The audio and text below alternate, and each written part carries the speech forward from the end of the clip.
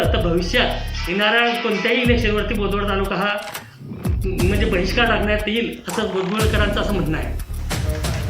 बोदवड आणि मुक्ताईनगर तालुक्यातील 51 गावाची जी पाणी पुरवठ्याची ODAची जी योजना होती ती 2011ला ती मंजूर झालेली होती.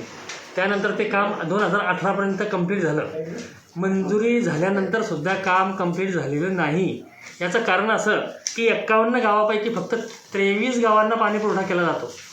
याचा इतर ठिकाणी पाणी हे चढत नाही. ज्या ठिकाणी पंप हाऊस जुने पंप हाऊस होते त्या ठिकाणी पंप हाऊस बांधलेले नाही. आणि मी स्वतः MGPचे साहेब दाभाडे साहेब यांच्याशी कॉन्टॅक्ट केला असता त्यांनी सांगितलं की ह्या योजनेचा आमचा कोणत्याही प्रकारचा संबंध नाही. ही योजना जिल्हा परिषदेला वर्ग करण्यात आलेली आहे.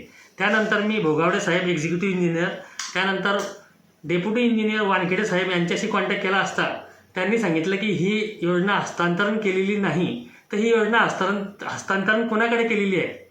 या योजनेचा फायदा हा 23 गावांसाठीच झालेला आहे. या एकूण 28 गावं आज रोजी तहानलेली आहेत. बोदवड तालुका आणि काही त्यातील मुक्ताईनगर तालुक्यातील काही गावं आहेत त्या गावांना सुद्धा पाणी पुरवठा होत नाही. वारंवार याच्या संदर्भात पत्रव्यवहार करून सुद्धा कोणीही याची दखल घेण्यास तयार नाही. बोदवड तालुका दुष्काळग्रस्त असल्यामुळे इथे गुरांना पाणी पिण्यासाठी पाणी नाही आहे. लोकांना पाण्याची वणवण भटकंती करावी लागत आहे. शेवटी आम्हाला नाईलाजास्तव टँकरची मागणी करावी लागली. तरी माननीय एकनाथराव खडसे साहेबांनी कलेक्टर साहेबांशी ह्या संदर्भात चर्चा केली असता त्यांनी सांगितलं की बोदवड तालुक्यात 3 ते 4 दिवसामध्ये मी दौरा लावणार आहे. परंतु आज 3-4 दिवस होऊन सुद्धा त्यांनी सुद्धा याकडे दुर्लक्ष केलेले आहे. तरी माझी आपल्या माध्यमातून विनंती करतो की बोदवड तालुक्यामधील जी योजना जी बंद पडलेली आहे, बंद म्हटल्यापेक्षा जे 23 गावांनाच फक्त पाणी पुरवठा होतो, इतर गावांना पाणी पुरवठा होत नाही. या संदर्भामध्ये आपल्या स्तरावरून व आपल्या माध्यमातून शासनाला विनंती करतो आहे की बोदवड तालुका आधीच दुष्काळी आहे, तर यांच्याकडे दुर्लक्ष न करता हे जर असं झालं तर भविष्यात येणाऱ्या कोणत्याही इलेक्शनवरती बोदवड तालुका हा म्हणजे बहिष्कार टाकण्यात येईल असं बोदवडकरांचं असं म्हणणं आहे. ही योजना 43,67,लाख रुपयाला मंजूर झाली होती. त्यानंतर ही योजना सुधारित प्रमाण काढून ही योजना 50,40,00,000 रुपयाला याला मंजुरी देण्यात आलेली आहे. ह्या साहेब लोक म्हणजे एक्झिक्युटिव्ह इंजिनियर असतील किंवा MGPचे दाभाडे साहेब असतील यांचं असं म्हणणं आहे की हा जो ठेकेदार आहे बुलढाण्याचा राजपूत म्हणून हा काम सोडून निघून गेला. जर हा काम सोडून निघून गेला तर यांनी ही योजना म्हणजे ताब्यात घेण्याच्या आधी पाणी जाते किंवा नाही या संदर्भात त्यांनी कोणत्याही प्रकारची दखल का घेतलेली नाही. याचा अर्थ असा आहे की हे एक्झिक्युटिव्ह इंजिनियर असतील किंवा जिल्हा परिषदेचे कर्मचारी असतील हे यामध्ये इन्व्हॉल्व असू शकतात. यामुळे गावकऱ्यांना याच्यापासून पाण्यापासून वंचित राहावं लागतं आहे. सर्वस्व भविष्यात येणारी जी काही अडचण असल्यास किंवा लोकांना जर काही याच्यामुळे काही लागण झाली असेल सर्वस्व जबाबदार कोण राहणार या संदर्भामध्ये आपण आपल्या माध्यमातून किंवा मी आपल्यापर्यंत नंबर देतो यांचे आपण तो पाठपुरावा करून जनतेला पाणी कसं मिळेल हे आपल्या माध्यमातून त्यांना कळवावं ही विनंती करतो. एका प्रकारे ठेकेदाराने अर्धवट काम सोडून निघून गेला असे अधिकारी म्हणताय. बरोबर. मग या पाण्याच्या योजनेत भ्रष्टाचार झाल्याचं म्हणता येईल का? 100% यात भ्रष्टाचार झाल्याशिवाय ठेकेदार अपूर्ण काम सोडून पूर्ण पेमेंट घेऊन गेलेला आहे. मग आता आपल्या क्षेत्रामध्ये 2 आमदार 1 खासदार आहे. बरोबर. जर याच्यामध्ये भ्रष्टाचार झालेला आहे त्यांच्याकडे तुम्ही तशी मागणी करणार का? मागणी करणार आहे ना. मी माननीय खडसे साहेबांकडे या संदर्भात माहिती दिली आहे की आपण यांचा पाठपुरावा करून आमच्या भागातील लोकांना पाणी कसे मिळेल या संदर्भात त्यांनी पाठपुरावा करावा. आणि दुसरा विषय असा की ही योजना ताब्यात घेतली कोणी? जिल्हा परिषद म्हणते आम्ही ताब्यात घेतली नाही, MGP म्हणते आम्ही ताब्यात घेतली नाही. जर साधं 5 लाख रुपयाचं जरी काम असलं तरी तो हस्तांतरणाचा दाखला असल्याशिवाय ते काम पूर्ण होत नाही. तर ही कोटीवधी रुपयाची योजना यांनी ताब्यात घेतली कशी आणि न घेतल्यानंतर सुद्धा ठेकेदाराला पेमेंट अदा केलं कसं याचं उत्तर आपल्या माध्यमातून प्रशासनाने द्यावं ही आपल्याला विनंती करतो. बरोबर.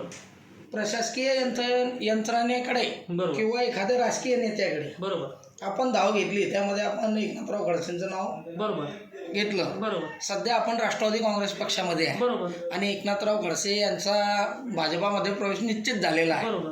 तर त्या दृष्टिकोनातून आपण आपली भूमिका काय? माझी भूमिका अजून स्पष्ट म्हणजे कार्यकर्त्यांची कोणाचीच भूमिका स्पष्ट नाही आहे, कारण अजून एकनाथराव खडसे साहेबांनीच प्रवेश केलेला नाही आहे. एकनाथराव खडसे साहेबांनी मीडियाला स्वतः जाहीर केलेलं आहे की मी प्रवेश करणार.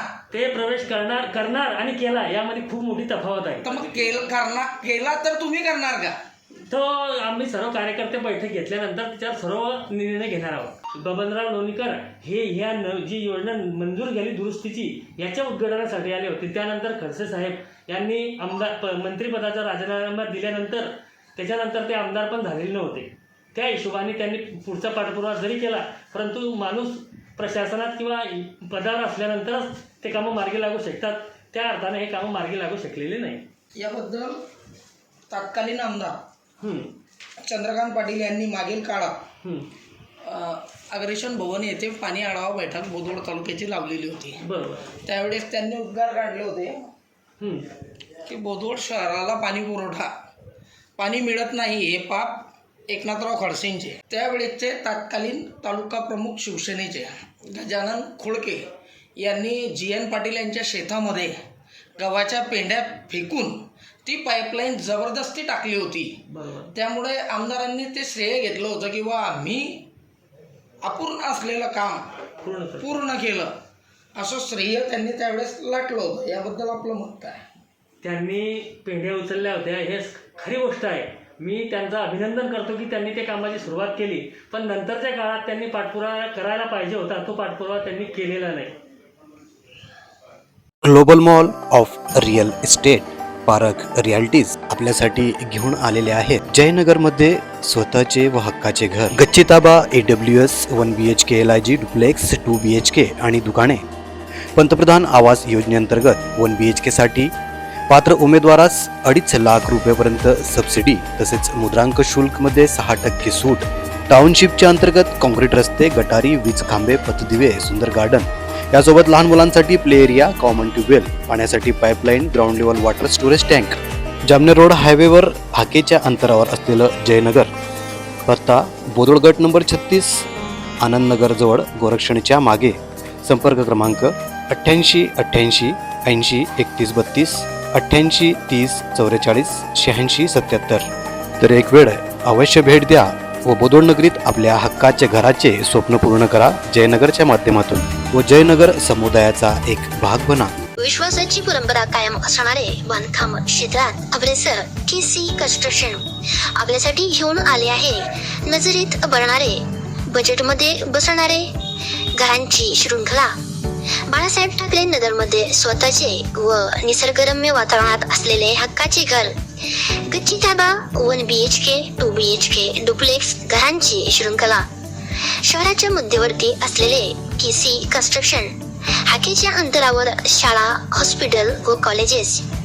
आवर चांगल्या घराची निवड, उत्तम परिसराची निश्चिती जीवनभराची मिळवा KC कन्स्ट्रक्शन सोबत. पत्ता बाळासाहेब ठाकरे नगर, उजनी रोड, बोदवड. संपर्क क्रमांक अक्षय कैलास चौधरी 88 05 54 51 87. दिनेश शांताराम चौधरी 86 68 79 93 60. एक वेळ भेट देऊन आपल्या स्वप्नातील घर मिळवा KC कन्स्ट्रक्शनच्या माध्यमातून.